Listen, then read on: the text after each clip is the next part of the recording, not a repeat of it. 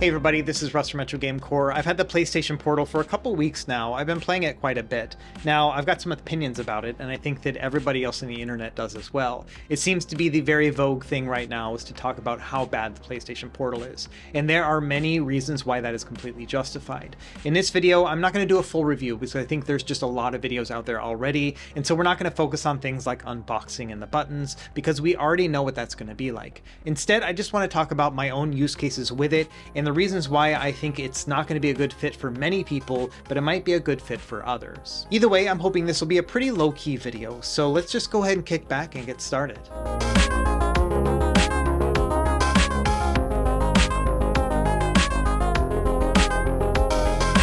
Okay, to start, you're a genius. You watch Retro Game Core videos, which means that you already figured out from the title or the thumbnail that I don't consider this device to be a handheld. Now, I'm talking about this in regards to something like, the PlayStation Vita, which I have and love, and then also the original PlayStation Portable, one of my favorite handhelds of all time. And I'm also coming to this from a perspective of somebody who just does this for a living. I've reviewed like 100 of these things at this point, and I would not consider the PlayStation Portal to be an actual handheld device. For me, the definition of a handheld is something that can play games on it natively. So if you think about like an old school Game Boy, you put your cartridge inside, and then also like an emulation device, like say a Retroid Pocket, that will have internal storage or a micro SD card slot, and you'll load up your game file on some sort of software. The PlayStation Portal doesn't do any of that stuff. It literally will just stream your PlayStation 5 over onto this little handheldish device. And so in that regard, I consider it to be an accessory, not a handheld. So I'm thinking of it like an additional controller, or maybe like a VR headset, or maybe some glasses that you put on that'll give you like a screen. Those are all accessories in my book, things that enhance the gameplay experience of the original console. And that's all the PlayStation Portal is. So I have no expectations for it to be able to play like PS1 games on it natively, or anything else in that regard. Now, as far as being an accessory, I still think that Sony did not make a home run with the PS Portal. So let's talk about some of the features that I think are lacking in this device. Number one is the fact that it doesn't stream from the PS4. Like if you own a PS4 console, you can't use this. You have to have a PS5. That doesn't make any sense to me. The official PlayStation Remote app actually will allow you to play via Android and iOS with the PS4 or the PS5. Before I picked up my PS5, I used it all the time with my PS4. And so I just don't understand why they couldn't have added that functionality onto this device here. And when it comes down to it, the PS4 is still a really good console. In fact, if you think about it, there are not a lot of games that are PS5 exclusives, and the fact that they also don't have a version for the PS4. So I think that it's a really good idea for a lot of people to keep their PS4s until there's just enough games to inspire people to get the PS5. But the PlayStation Portal is not made for that demographic, and I think that's really a shame. Now, along the same lines of other things I don't like about this accessory is the volume balance. So if you put it on the very lowest volume, so not the mute, but the one right above it, I still think it's a little bit too loud to be able to play quietly. So for example, there are many times I like to play the PlayStation Portal in bed. It's nice and lightweight, it feels really good in the hands. It's like the perfect in-bed gaming machine. But all the same, it's a little bit too loud at that lowest setting, and so my wife doesn't like that. The other thing about it is that it then requires you to use headphones. Now, there's a headphone jack, and that's great, but it doesn't support Bluetooth audio. They have their own like proprietary connection.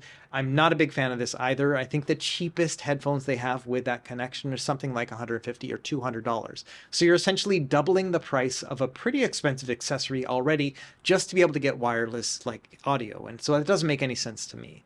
And so as a result, like the audio balance just in general is not great, at least in that one specific regard. Now, when it comes to like blasting it loudly, it's great. Like I think the audio is actually pretty good. It's actually top firing speakers. And so the audio is going up. And so that's probably one of the reasons why my wife doesn't like it, is because it's not facing me. It's actually going out into the room. All the same, the audio quality itself is very good. I just wish it was balanced a little bit better.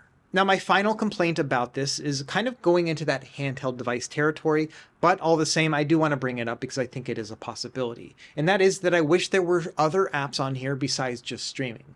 So for example, if it had the ability to add a Netflix or a Plex app, something where you could stream media on it, because this nice big screen is actually very good. It's like a small tablet. And so I wouldn't mind watching movies on this, but unfortunately you cannot. And I think I heard that you can't even watch Netflix through your PS5 on it either. And so that's just a big miss. I don't like the fact that you can't use it for other uses. Now, it's an accessory. It's supposed to be made only to stream the PS5, but all the same, it would not have killed anybody to add like a Netflix or a Hulu app or anything else like that. And so that to me is just kind of a wasted opportunity.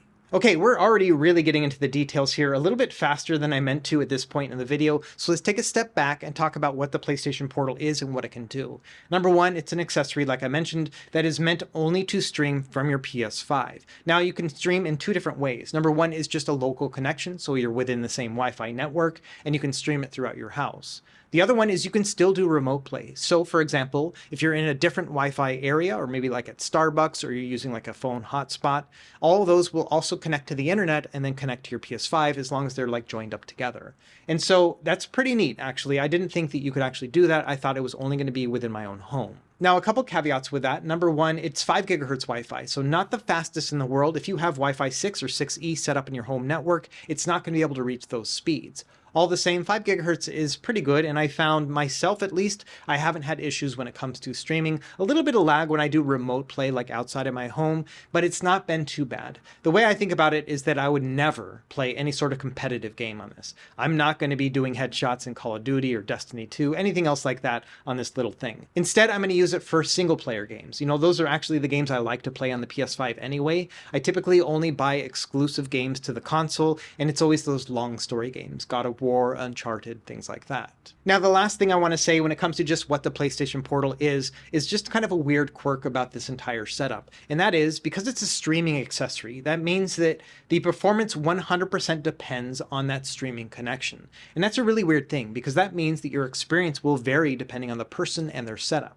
For example, if you were to buy a PlayStation Portable back in the day, you knew exactly what you were going to get. You put in your game, you play the game, it's going to be the same as everybody else. That is not the case when it comes to the PlayStation Portal, right? It could be really great for some people and terrible for others. And it's really been hit and miss. I've watched a lot of tweets and videos and stuff. Some people say it's great for them. Some people say it's terrible. For me, I would say it's good enough. Within my home, it's great. When I'm like streaming from the studio here, it's a little bit more laggy. I'll show some footage right here to show a little bit of hiccups that I get here and there. But again, this is just something that I probably wouldn't want to play competitively, but when it comes to those single player experiences, it's been just fine for me. Okay, next I want to talk about pricing, because this is going to lead into the other topic we'll talk about next, which is other options. So pricing wise, this is $199 US, so $200. And that is pretty steep. Think about it, it's like half the price of a Steam Deck. We'll talk about that in the next section. Either way, yes, it is expensive, but if you think about it within the Sony ecosystem, it's probably on par for what they charge for things. For example, their controller is like 70 or 80 bucks, right? That's their DualSense controller, and that's just the controller itself with all the nice little gadget and functions, things that it has. All of that functionality is still within the PlayStation Portal, but it also comes with that big old like 8-inch screen, 16:9 aspect ratio, 1080p resolution, and it's beautiful. It's really nice and bright and vibrant. It's a really good LCD panel. And so I could see why they're charging $199. I think that $149 would have been even better. I think it would have been a lot better of a buy just altogether.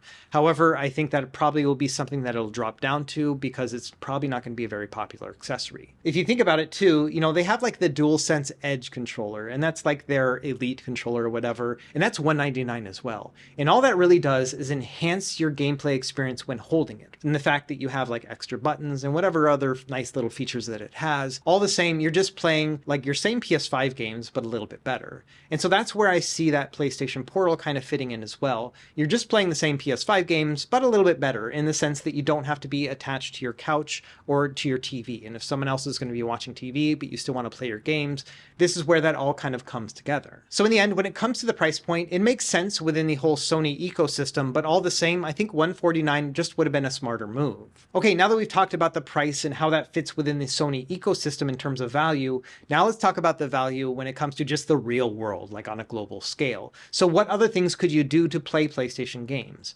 First option is going to be just to use your phone or tablet, because as long as it's Android or iOS, there are apps, PlayStation Remote apps, and you can take your DualSense controller from your PS5, and then you can just immediately start streaming like that.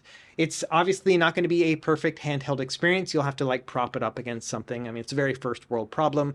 But yes, I mean, that is definitely something you can do for basically free, provided you already have all of those accessories already. Now, moving along to a handheld experience that's more in line to the PlayStation Portal, your next option would probably be to use a telescopic controller. That's going to be those ones that'll open up and then you put your phone or tablet inside. I think the best example is going to be the Backbone One. In fact, they have Sony like official PlayStation versions of their their controller. They're white, they look great, they have the A, B, and XY of the PlayStation symbols, and on top of that, they're officially licensed, which means that when you use the Android Remote Play app, like the official app, it'll actually work. With many of the other telescopic controllers, it won't. You'll have to use a third-party option that's called PS Play, and I really like that one. It's about $5. There's also a free version called Chiaki. We'll talk about that here in a second. But either way, yes, you've got a lot of options when it comes to a telescopic controller connected to your phone or tablet. Now, last week I was on the Nerd Nest podcast, and we talked a lot about the PlayStation Portal. We kind of got an argument about it. But either way, like, one of the things is that I talked about the Backbone 1 controller and the fact that I bought it, pre-ordered it day one, right? And I got it in the mail, and I didn't unbox it until the other day when I needed to actually film it here in this footage that you're seeing here. And I think that says a lot about the overall telescopic controller experience. I think it works for a lot of people. Many people are very happy with their Backbone or Razer Kishi or whatever. I've never really found it to be a very good immersive experience. I don't like attaching something like that to my phone. It just feels very third party and just not a full seamless experience. And so when it comes down to it, I think the telescopic controllers are fine. They're just not a perfect fit for me. I prefer to have a dedicated handheld, but all the same, if you're really looking for a low barrier to entry to be able to play your PlayStation games for about half the price of the PlayStation Portal, because the Backbone is about $100, then yeah, that one makes a lot of sense as well. And considering the fact that you already have your phone with you, that might make it a pretty easy sell as well. Okay, as we move along in this spectrum of things that are more immersive, let's go next to dedicated handhelds. Now, there are many different options here. Obviously, I have a whole channel that's kind of dedicated to this stuff, but all the same, there are certain ones that I think are better than others. Specifically, I think that Android-based handhelds are really good when it comes to streaming, especially PlayStation. Now, there are many options here. My favorite among them is the Logitech G Cloud. Now, this is expensive. It is $350 retail, although it's mostly on sale for $299 most of the time. And then also, if you can find it for $250, I think that's about where the threshold where I think it starts to become worth it. $199 makes it a really good bargain. So if you can find it used or open box for that price point, I think it's definitely worth it. And the thing is, this is actually a handheld, right? In the sense that you can load up apps and emulators. It can emulate all the way up to PSP really well, and it can play a good amount of GameCube, PS2, and Switch games too. Now, the thing I like about Android when it comes to game streaming is that you have multiple options. Now, the PlayStation Remote Play app, the official one, will not actually work on most of these handhelds because of the whole proprietary licensing thing, but there are ways around it. Number one, there's an app called Chiaki. It's free, and that one takes a little bit more time to actually set up, but the one that I really prefer is called PS Play. This one costs $5, but I think it is well worth it. It is just as good as the Remote Play app. In fact, in many ways, it's better, and the graphical fidelity can sometimes be a lot better. And so I do really appreciate that one, and that's what I use my Logitech Cloud. And this can be a very good experience, but it will depend on the handheld you're using. For example, ergonomics comes into play a lot, and so that is something that's really important. On top of that, you want to make sure that you have like analog triggers to make sure you take advantage of all those inputs that you can make. The Logitech Cloud does all of these things really well, but again, it's pretty expensive. And so when it comes to the context of streaming and you already own a retro handheld, then yeah, I don't think it makes a lot of sense in the sense that you can already get that for free with the device you already own. Something like the Odin or the Logitech Cloud, yeah, that's going to be able to do the same thing. The experience isn't going to be quite as good, but we'll talk about that more here in a moment. Along those same lines as well, if you happen to have one of those handheld PCs, you know, something like a Steam Deck or an ROG Ally and so on, all of those can also stream PlayStation 4 and PlayStation 5. Those will use that app called Chiaki, which I mentioned before. It does take a little bit of time to set up. You have to get your PSN ID, which is a one-time thing. Once you have this little code, you can set up Chiaki on all sorts of handhelds. And so I do that pretty often. In fact, I have that all loaded up on my ROG Ally, and I play this way a lot. In fact, when Diablo 4 first came out, this was like the main way that I actually played the game. Nowadays, I just kind of jump in to play a little bit of Horizon Forbidden West. It's a game that I've been trying to beat for months at this point, but I just take it in little bites, so it's like 5-10 minutes here and there. Either way, this is what I will do with the ROG Ally, and it's a great experience as well. This one also has some pretty good Wi-Fi connectivity, and so it's very similar to the PlayStation Portal in that regard. And so what I'm trying to say as I wrap up this little section is that if you have other means of playing PlayStation games, be it through a phone or a tablet or a dedicated handheld, then yes, I completely understand why you may not think that the PlayStation Portal is a good fit for you.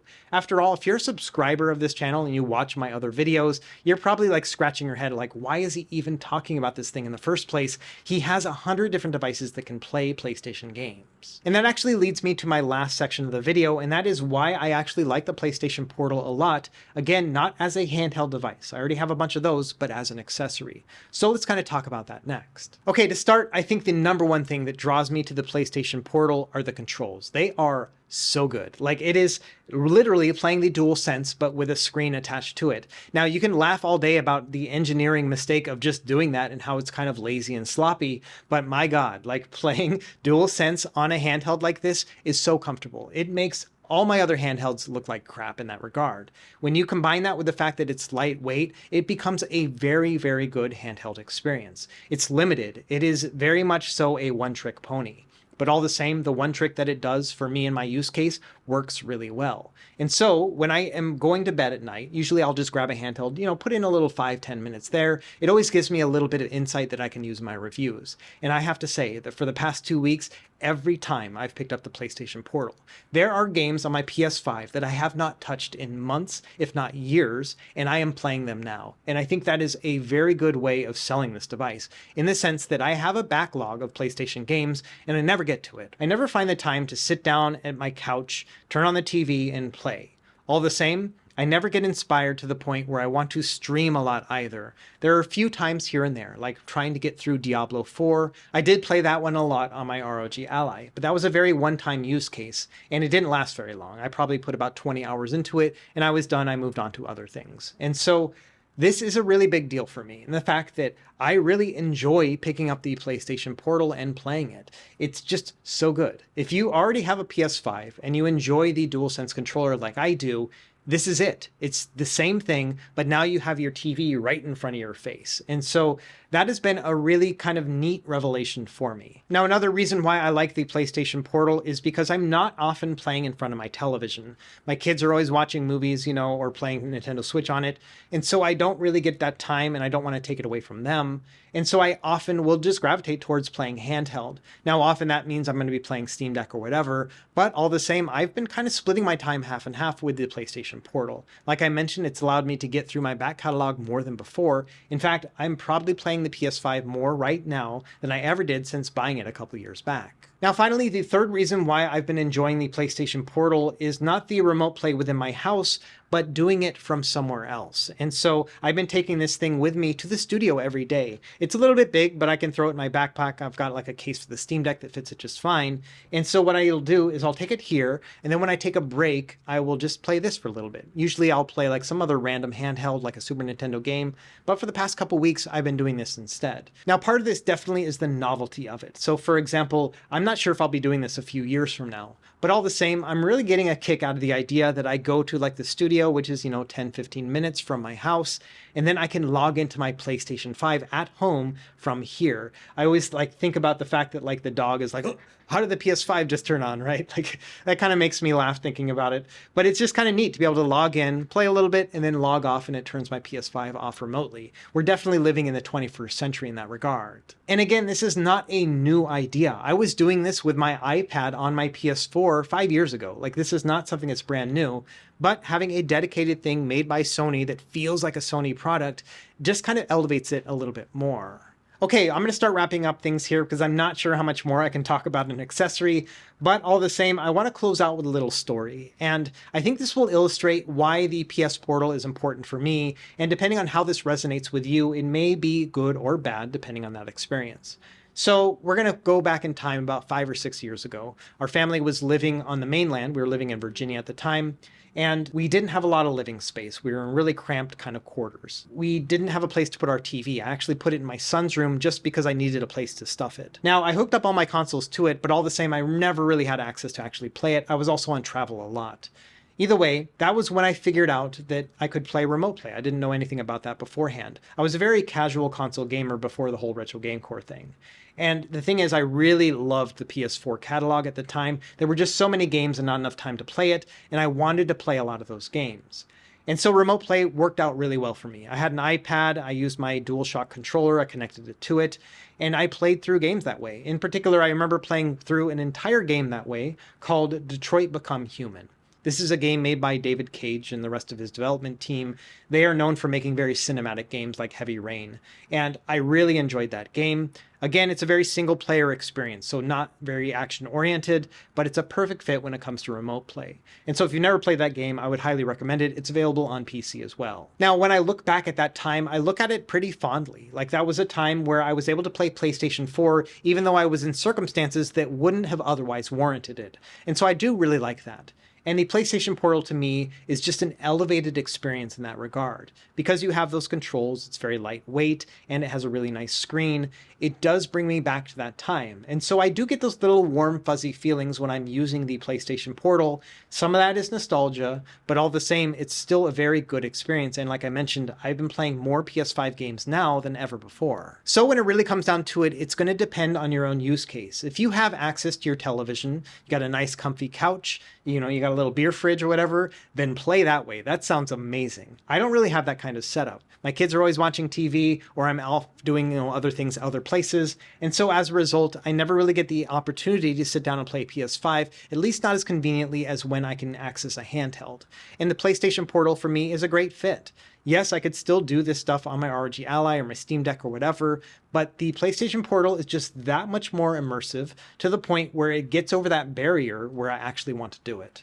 Now, whether or not it's going to get over your own barrier, or whether or not it's going to be worth it at that $200 price point, that's really going to be up to you. But at least I really hope that this video helped you to kind of narrow that down a little bit more. I'm not trying to sell the PlayStation Portal to anybody. What I'm trying to do is define what it actually means, and as far as whether or not it's going to be a good fit for others. Now, I mentioned this on the Nerd Nest podcast about a week or so ago, but I have a group of friends here in Hawaii who they are very casual gamers. So they don't ever talk to me about my channel. They don't know what a handheld PC is, and they just don't think that exists. All good, right? Now, they all play PlayStation or Xbox, and many of them have come up to me over the past week or so and said, hey, what is this PlayStation Portal thing? I saw an ad for it, either like on the PlayStation home screen or whatever. And I think that's a really unique idea in that it's penetrated into their own consciousness way more than like the Steam Deck has. And so I think they are the ideal use case, and maybe not my regular subscribers, people who already have a handheld. It doesn't make a lot of sense, right? But for other people, I think it does. The idea of maybe they don't have access to the TV or whatever it may happen to be. And for those people, I do hope that this at least narrowed down that use case a little bit more. So if you are curious about the PlayStation Portal, I do think that there are segments of the population where it is a very good fit. Now, I don't actually recommend the PlayStation Portal for most people. I think that it really comes down to you deciding whether or not it's going to be a good fit, and it just so happens to be a good fit for me. All the same, I would love to hear your comments down below. I expect that 95% of people are going to say, no, it's not a good fit because I already have my phone and controller or whatever, I get all that stuff. What I'm really interested to see is the 5% of people who say that, yes, this is a good fit for me, and this is why. This is the situation I'm in, and the PlayStation Portal makes sense for me, and maybe it's working really well, I already bought it or whatever. Or maybe you're just waiting for it to go down in price because I think it will at some point. Anyway, as always, thank you for watching, and be sure to like and subscribe if you found this helpful, and we will see you next time. Happy gaming.